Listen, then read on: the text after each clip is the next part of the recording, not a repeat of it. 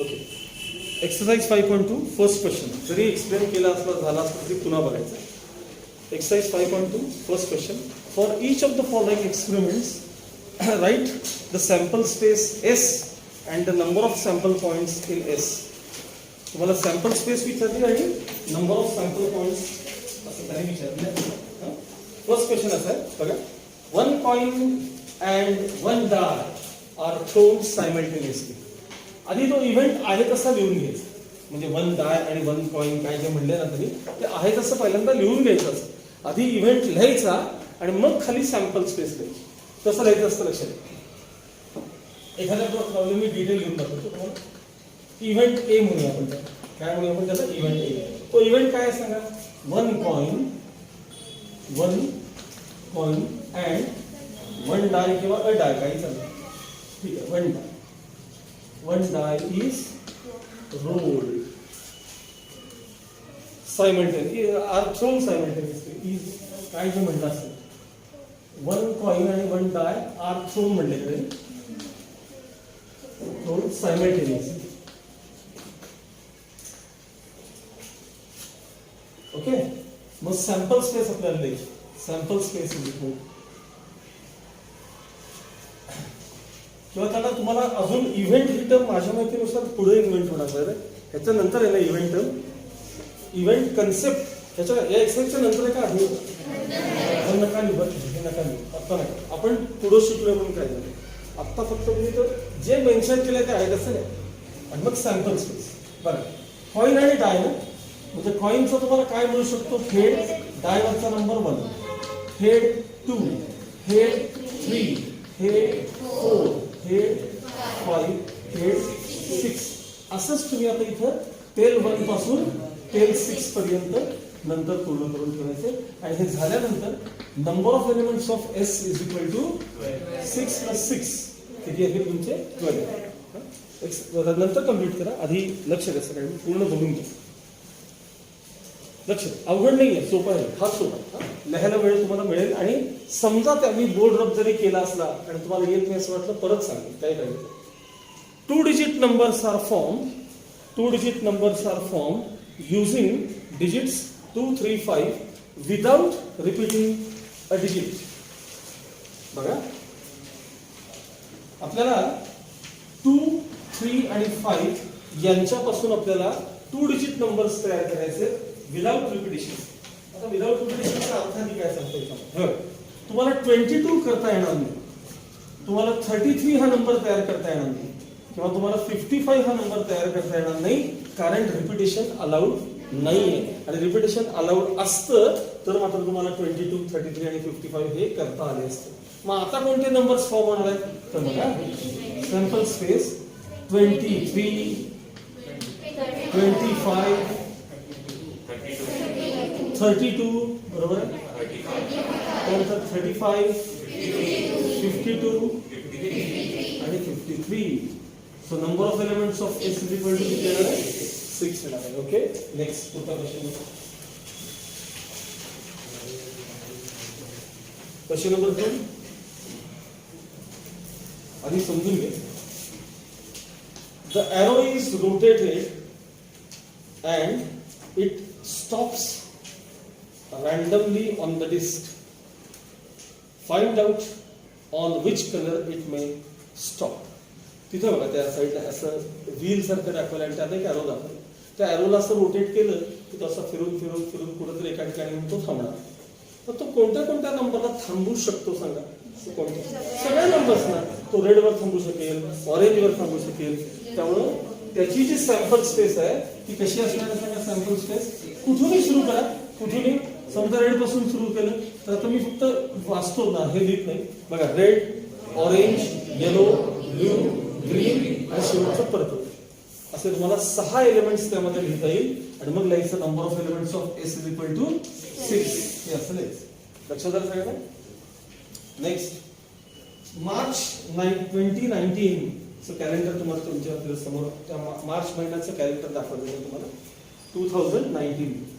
आणि मग पुढे असं विचारलं. In the month of March 2019 find the days on which the date is a multiple of 5. Find the days on which the date is a multiple of 5. म्हणजे डेटची आहे ना ती 5 चे मल्टिपल पाहिजे. म्हणजे तुम्हाला डेट कोणती कोणती चालते सांगा. 5 चालेल, 10 चालेल, 15 चालेल, 20 चालेल, 25 चालेल. 35 नसतेच, त्यामुळे प्रश्न नाही. बरोबर आहे. मग आता या दिवशी म्हणजे इथे या डेटला तुम्हाला कोणता दिवस त्या कॅलेंडरमध्ये दिसतोय चेक करायचं. सांगा 5 तारखेला डे काय सांगा. ट्यूजडे. TU लिहितो बरं का. ट्यूजडे. त्याच्यानंतर 10 तारखेला कोणता आहे सांगा. संडे. त्याच्यानंतर 15ला काय आहे. फ्रायडे. नंतर काय वेन्सडे. ओके. 25ला काय आहे. मंडे. याला काय आहे. सॅटर्डे. हे सगळं रेफर कर. आता सॅम्पल स्पेस तुम्हाला सांगायची ना. मग सॅम्पल स्पेस काय करणार सांगा. बघा Sunday, Monday, Tuesday, Wednesday, Thursday तेवढा नाहीये, फ्रायडे आणि सॅटर्डे. मागं पुढे झालं तरी चालतंय. ही सॅम्पल स्पेस आहे. हा सेट आहे. सेट मधले एलिमेंट्स मागं पुढे झाले तरी चालतात. म्हणजे हे ह्याचा आन्सर कसं येणार सांगा तुम्ही. Sunday, Monday. फक्त स्पेलिंग पूर्ण करायचं बरं का. माझ्यासारखा अर्धवट द्यायचं नाही. Sunday, Monday, Tuesday, Wednesday.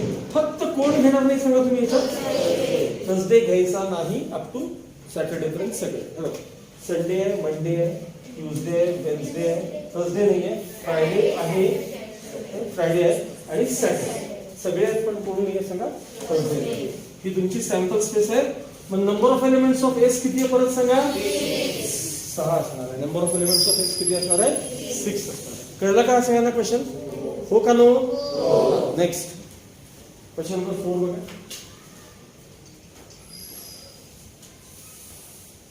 Form road safety committee. Form म्हणजे तयार करा अशा अर्थ ना. Form a road safety committee of 2 from 2 boys B1 B2 and 2 girls G1 G2.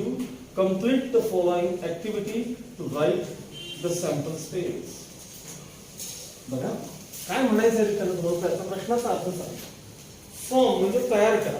Form road safety committee म्हणजे रोड सेफ्टी म्हणजे पोलिसांना असिस्ट करण्यासाठी 4 लोक आहेत. 4 जण आहेत.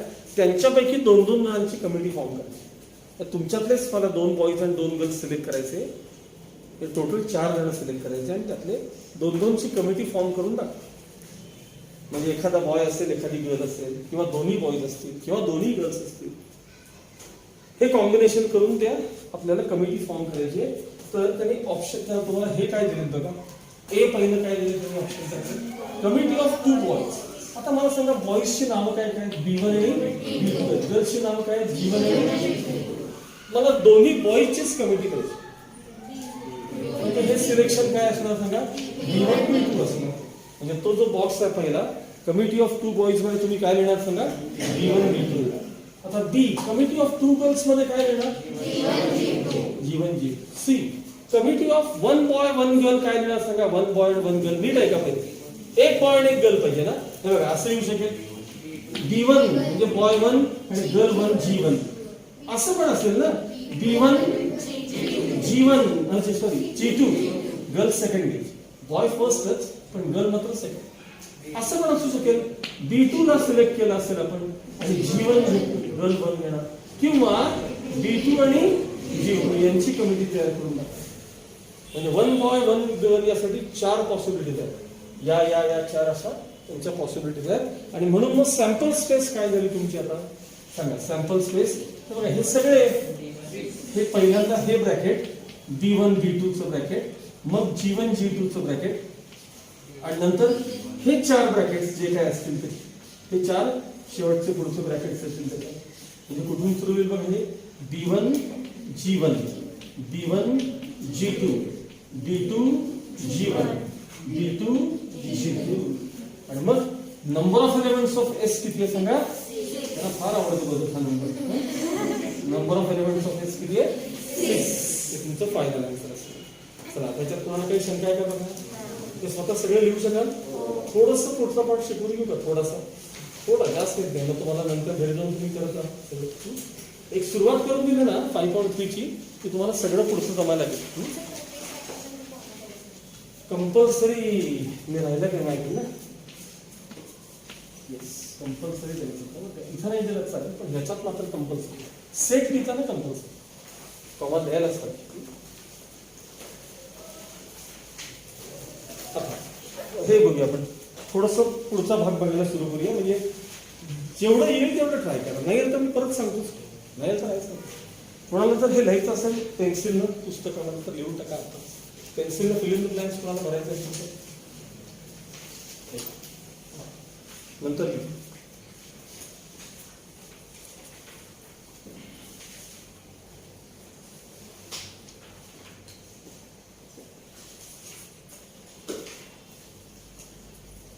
झाला असेल ना?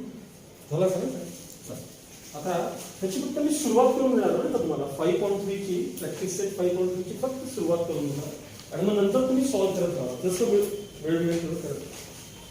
5.3 first question. Write sample space S and number of sample points म्हणजे number of elements of S for each of the following experiments. Also write events A, B, C. आता ते शब्द आले बघा, event A, B, C.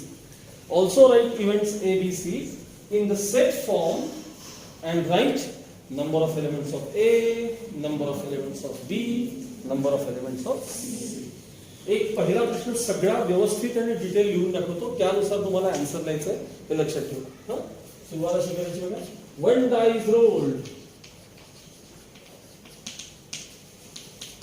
मग एक डाय role केला तर सॅम्पल स्पेस काय असतं रे?